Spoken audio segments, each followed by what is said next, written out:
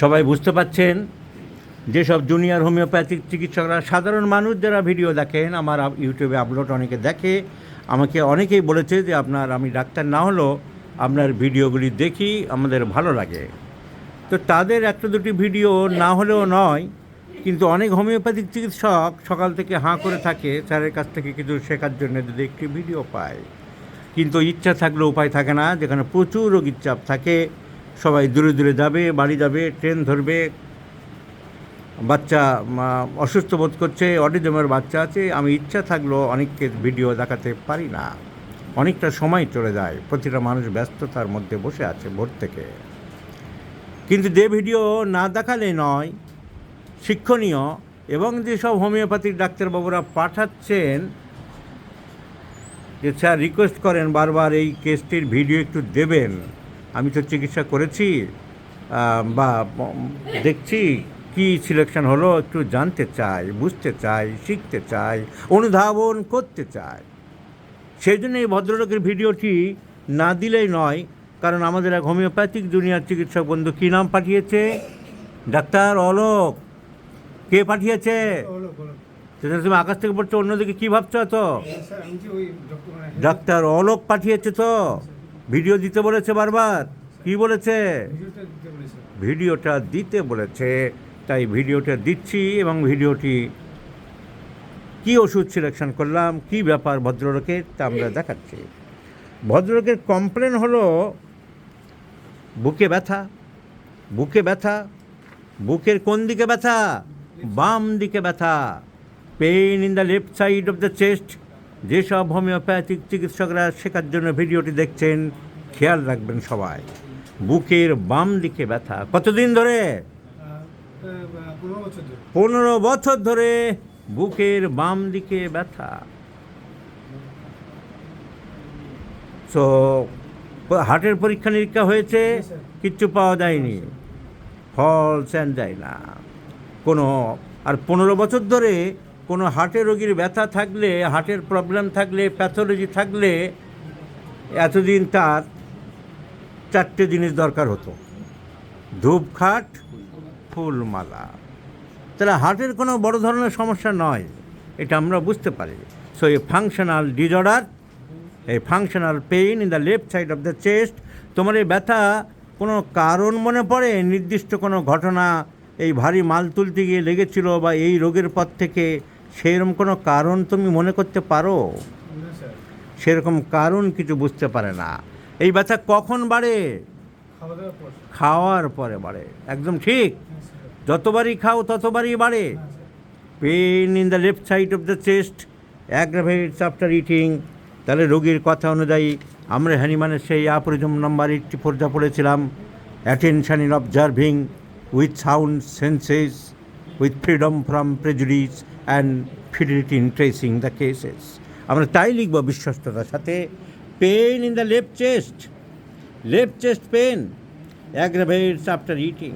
14-15 বছর ধরে চলছে, 14-15 বছর ধরে চলছে pain in the left chest, বুকের বাম দিকে ব্যথা।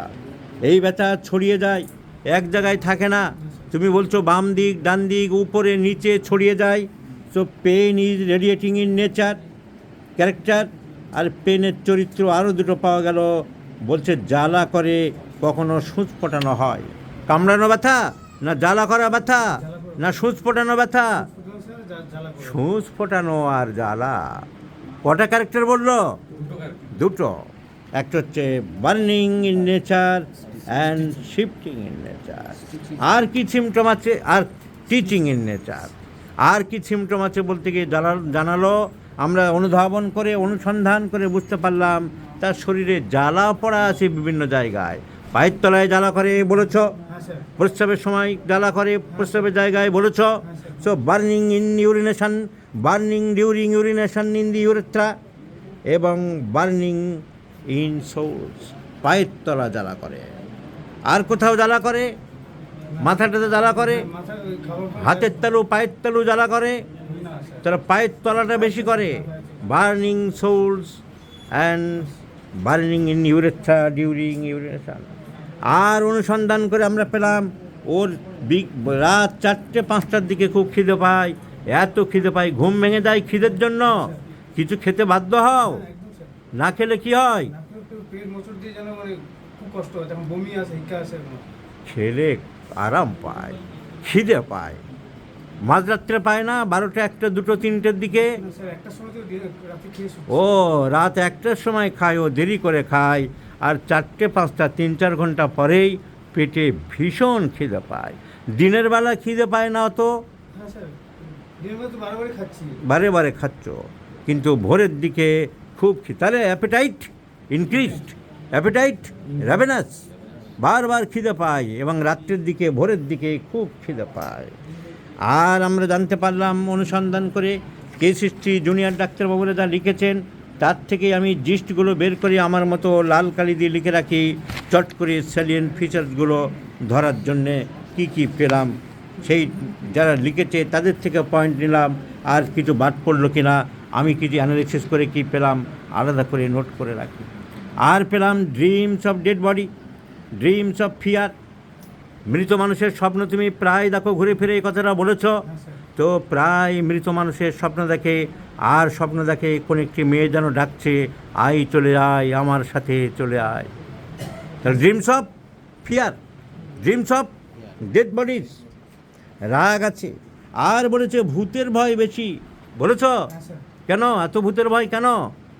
স্যার শরীর তো স্যার উইক হয়েছে, নর্মাল হয়েছে, দুর্বল। মনে হয় ভূত বাবা এসে ধরে কিনা, তো ভূতের ভয়, ফিয়ার অফ গোস্ট, এই সব সিমটম নিয়ে হোমিওপ্যাথি ডাক্তার দেখিয়েছে। 3-4 বছর ধরে একজন ডাক্তার দেখিয়েছে, 3-4 বছর ধরে হোমিওপ্যাথিক চিকিৎসা করেছে। আমরা দেখলাম সেই ডাক্তারবাবু একজন বিএচএমের ডাক্তারবাবু, এবং assistant two doctor P Banerjee, Elgin road, Kolkata. Assistant two doctor P Banerjee, Kolkata. ওনারা প্রেসক্রিপশান করেছেন এবং অনেক দিন ধরে দেখেছেন।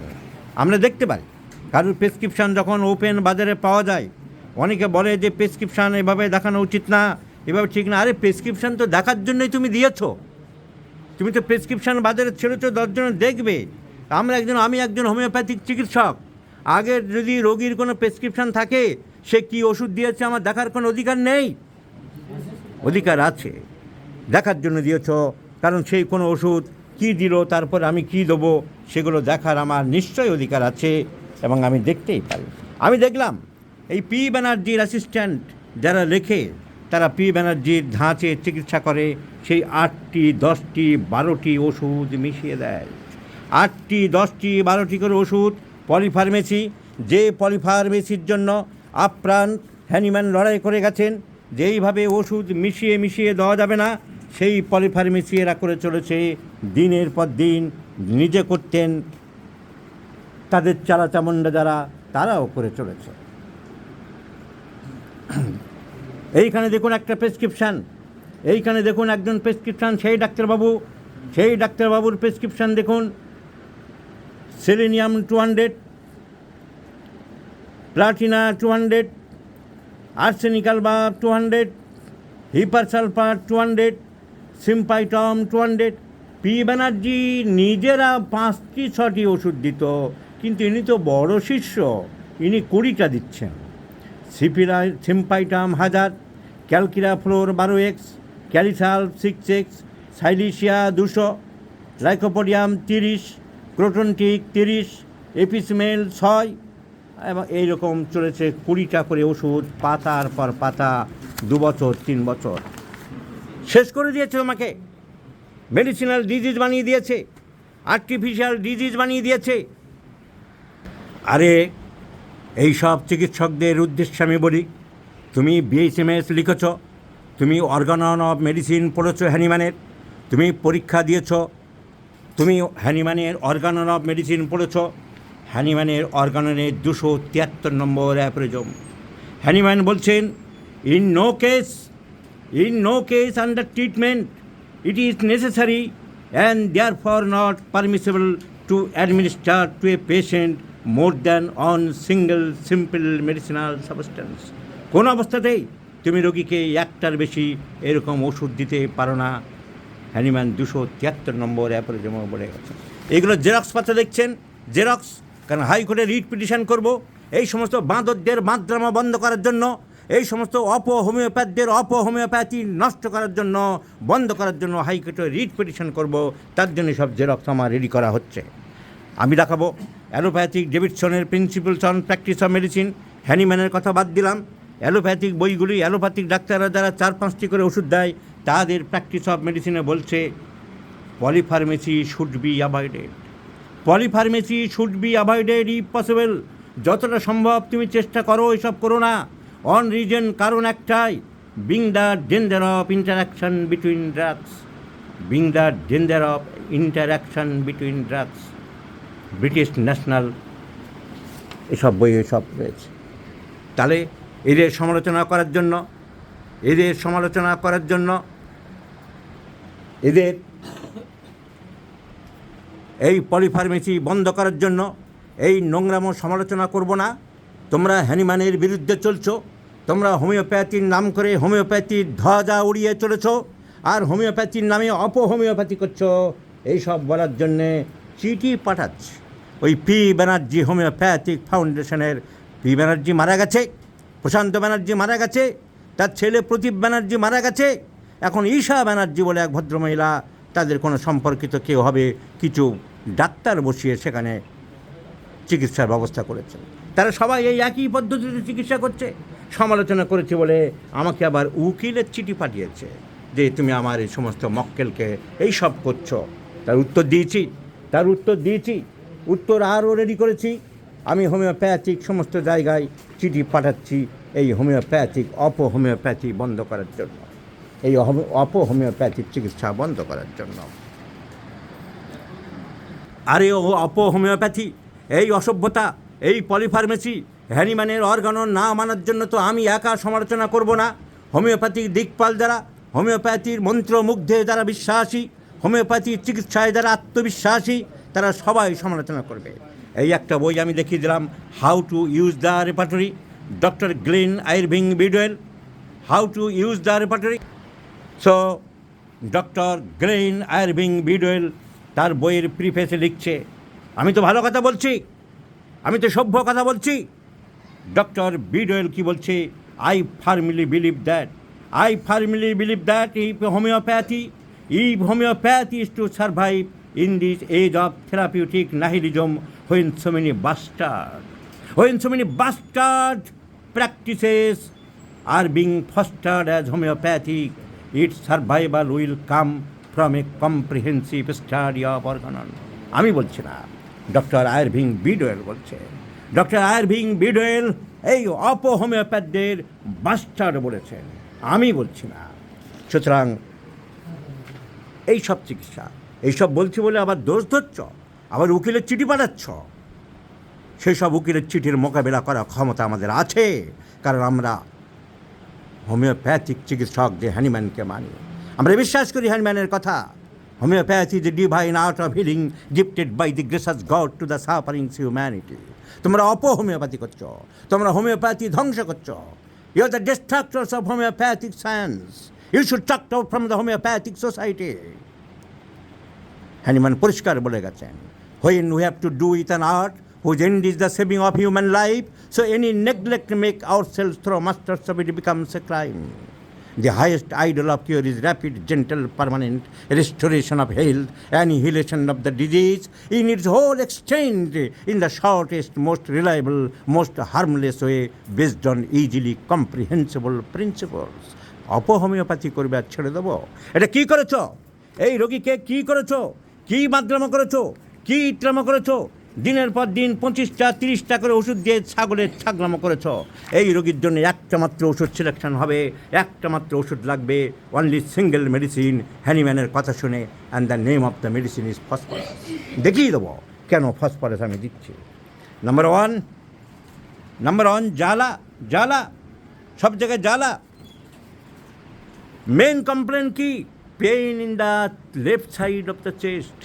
Main complaint, pain in the left side of the chest, character of pain, burning and teaching, aggravation of pain after eating. এই রুব্রিকগুলো আগে আমরা দেখব, রোগীর যেগুলো মেন কমপ্লেন নিয়ে এসেছে। এই খুললাম কেন্টের repertory.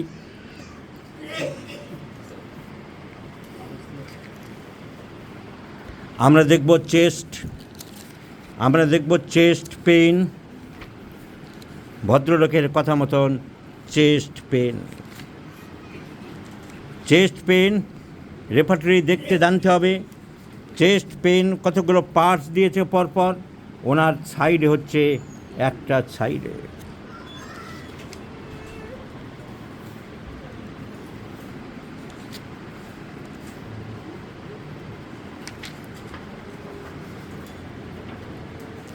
Chest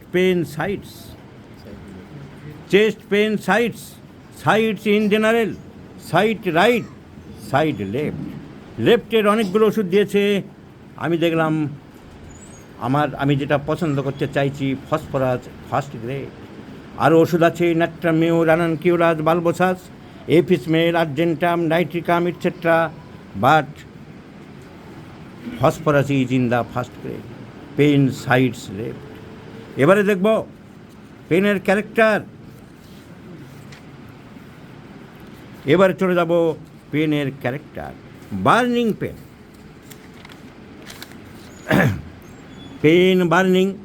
pain burning sides left, again there is phosphorus in the first grade. এবার দেখব পেন ক্যারেক্টার। কাটিং, প্রেসিং পরপর চলছে। টিচিংয়ে চলে যাব sides, pain teaching,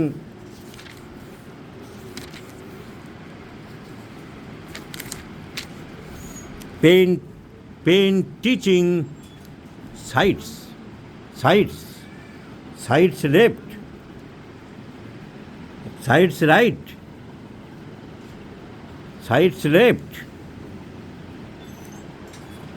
Pain teaching sides left.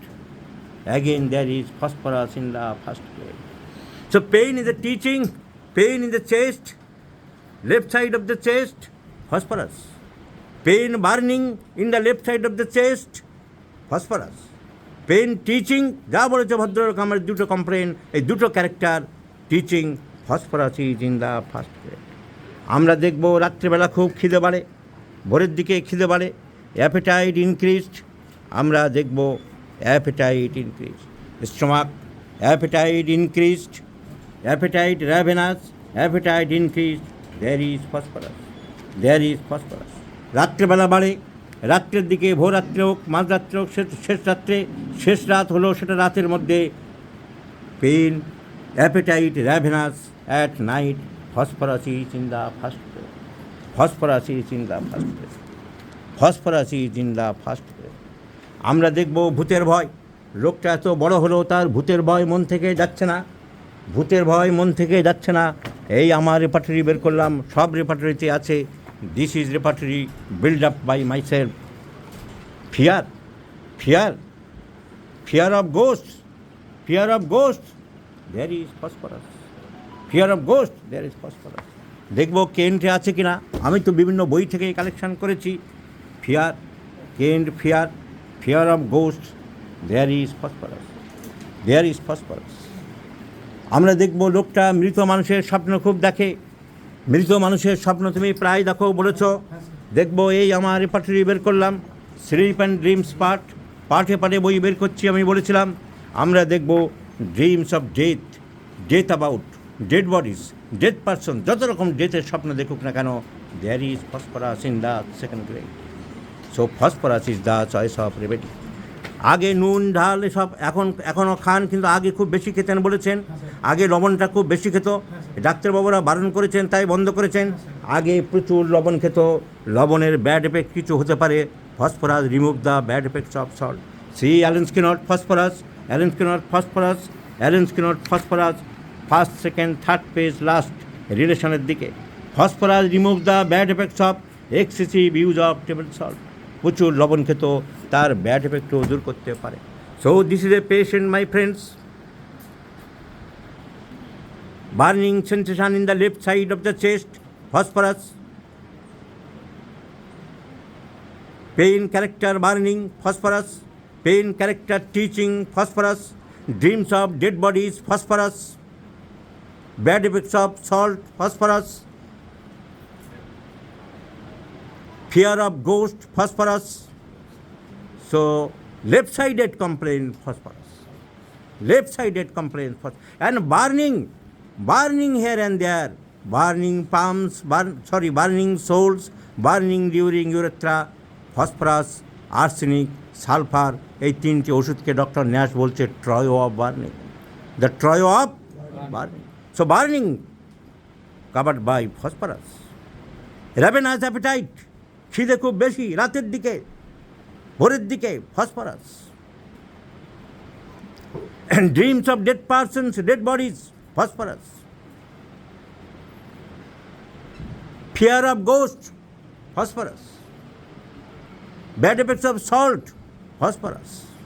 Left-sided complaints, phosphorus. So phosphorus is the choice of remedy. সেখানে ওষুধ পড়েছে 25টা, 30টা, 40টা, বড় বড় করে লিখছে। আমি অমুক অমুক অমুক ময়ূরের অ্যাসিস্ট্যান্ট ছিলাম, বিরাট কাজ করেছ, বিরাট লোকের অ্যাসিস্ট্যান্ট ছিলে, বিরাট উদ্ধার করেছ। চিটিংবাজি চলছে হোমিওপ্যাথির নামে। 25টা 30টা করে ওষুধ, যেখানে অ্যালোপ্যাথিক বইগুলিতে পরিষ্কার বলছে polypharmacy must be avoided if possible on reason being the dangers of interaction or counteraction between medicines. আর সেখানে তুমি 25টা 30টা করে ওষুধ বুক ফুলিয়ে লিখছো, অমুক বাবুর অ্যাসিস্ট্যান্ট ছিলাম। আর তমুক বাবুরা এখন মারা যাওয়ার পরও সেখানে ব্যবসা চালিয়ে যাচ্ছে তমুক বাবুর লোকেরা। আর সেই সব ব্যবসার, সেই সব অসভ্যতার, সেই সব বর্বরতার, সেই সব ইট্রম্বর নিন্দা করলে আবার উকিলের চিঠি পাঠাচ্ছ। দিক শতদিক দেখিয়ে দেবো অমুক বাবুর অ্যাসিস্ট্যান্ট যা করেছে, যা সর্বনাশ করেছে রোগীটার, যা আর্টিফিশিয়াল ড্রাগ ডিজিজ তৈরি করে দিয়েছে। Phosphorus will cure this disease.